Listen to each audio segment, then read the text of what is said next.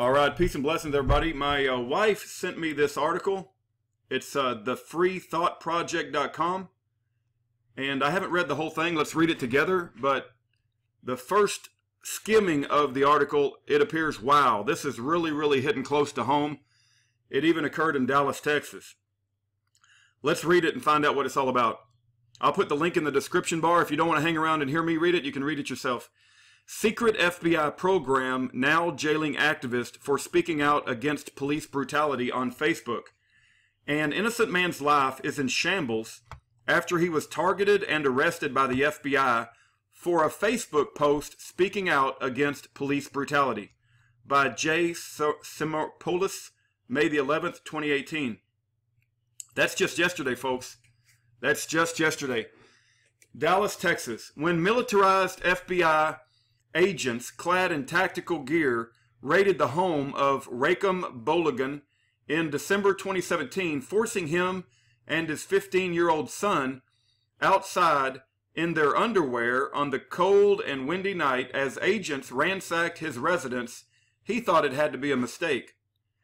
In an exclusive report by The Guardian, Balogun explains that he was stunned to later learn that he was under investigation for domestic terrorism and had been under law enforcement. Okay, I got to answer this.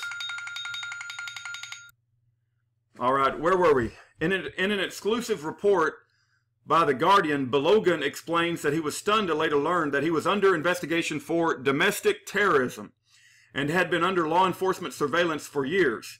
Incredibly, Balogun's arrest and the FBI raid on his home were partially due to a simple and constitutionally protected Facebook post that was critical of police. It's tyranny at its finest, Balogun, 34, told The Guardian. I have not been doing anything illegal for them to have surveillance on me. I have not hurt anyone or threatened anyone.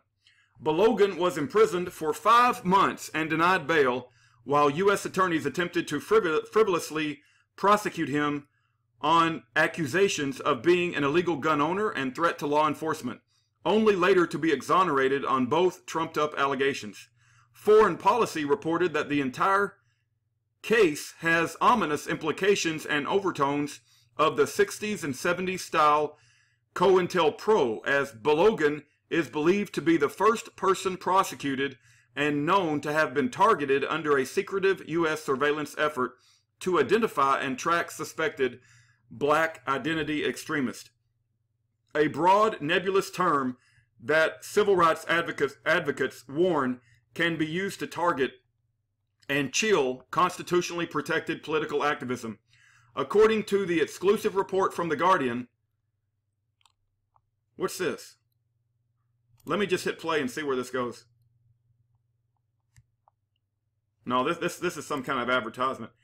In a leaked August 2017 report from FBI's Domestic Terrorism Analysis Unit, officials claimed that there had been a resurgence of an ideologically motivated violent criminal activity stemming from African Americans' perception of police brutality. The counterterrorism assessment provided minimal data or evidence of threats against police, but discussed a few isolated incidents, notably the case of Micah Johnson, who killed 5 officers in Texas. The report sparked backlash from civil rights groups and some Democrats who feared the government would use the broad designation to prosecute activists and groups like Black Lives Matter. Not so coincidentally, Balogun is a longtime political activist as the co-founder of the Huey P. Newton Gun Club and Guerrilla Mainframe. Both groups advocate for the rights of black gun owners and fight against police brutality. It was revealed when Special Agent Aaron Cayley testified in court that the FBI began surveillance of Balogun after he participated in a rally against police violence in Austin, Texas, in March of 2015. The FBI first became aware of the protest from a video posted by InfoWars, Cayley said. Balogun said he was stunned to learn that the information from InfoWars was used as the basis for their investigation. They're using a conspiracy theorist video as a reason to justify their tyranny. That is a big insult. Ironically, no mention of any specific actions by Balogun was ever brought up by Cayley, who instead testified about protesters' anti-police statements such as oink oink bang bang and the only good pig is a pig that's dead. The Guardian reports that despite making no mention of Balogun's actions at the rally in court, Cayley did discuss Facebook post by Balogun in which he called a suspect in the killing of a police officer a hero and expressed solidarity for the man accused of killing police when he wrote, "They deserve what they got." Cayley was later forced to admit that despite his fear-mongering about Balogun's free expression of thought on social media, the FBI did not have evidence of any specific threats about harming police. Balogun told The Guardian that at the time he made those Facebook posts that he was venting about the anger he felt surrounding the numerous unjustified killings of unarmed black men and women. He said that out of being disgusted with media largely portraying these killings as justified, he wrote that those posts to mimic their reactions to our killings. In a jailhouse letter to The Guardian, Balogun wrote that he was a prisoner of war on free speech and the right to bear arms, who had been abducted by the FBI. He noted that he was not targeted for being a violent threat, but for promoting black community groups and battling government abuse, adding, "Violence is the method of our oppressor. Our method is hard work, love, and unity." While the prosecution's case against Balogun completely unraveled, it is an ominous indicator of a renewed and brutal assault against political activism by government forces. "They were really desperate," Balogun said. When his home was raided, police confiscated his .38 caliber handgun and unloaded AK-style assault rifle, and his book, Negroes with Guns, by the civil rights leader Robert F. Williams, according to The Guardian. This is pretty much like Stalin 1950. You show me the man, I show you the crime. The entire idea of Black Identity Extremism, BIE movement, a term coined by law enforcement, is unsupported by the government's own data.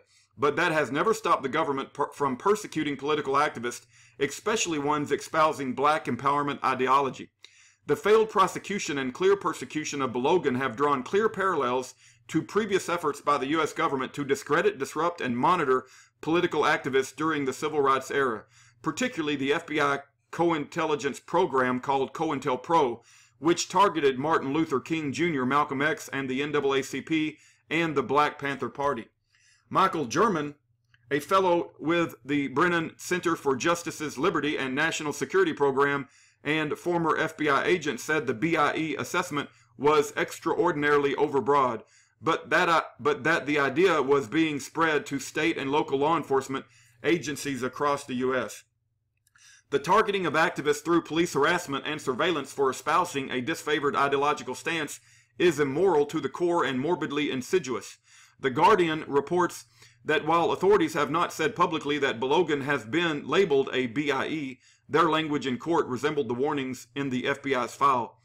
German revealed that the federal government utilized a disruption strategy, which is a tactic where the FBI attempts to target lower-level arrest and charges as a means of causing a disruption in their targets' lives, while the agency attempts to build a case.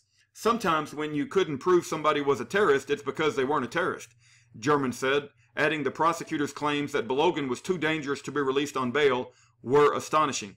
It seems this effort was designed to punish him for his political activity rather than actually solve any sort of security issue, he said. This is exactly what was done to Balogun as he lost his vehicle, job, and home. His son was also forced to move and transfer schools, and Balogun missed much of the first year of his newborn daughter's life. This man's life is in shambles due to being targeted for his political activism. When the state persecutes you for attempting to empower others, you are dangerously close to tyranny. Dash Cryptocurrency and the Free Thought Project formed a partnership that will continue to spread the ideas of peace and freedom while simultaneously teaching people how to operate outside of the establishment systems of control like cryptocurrency and instead of dollars.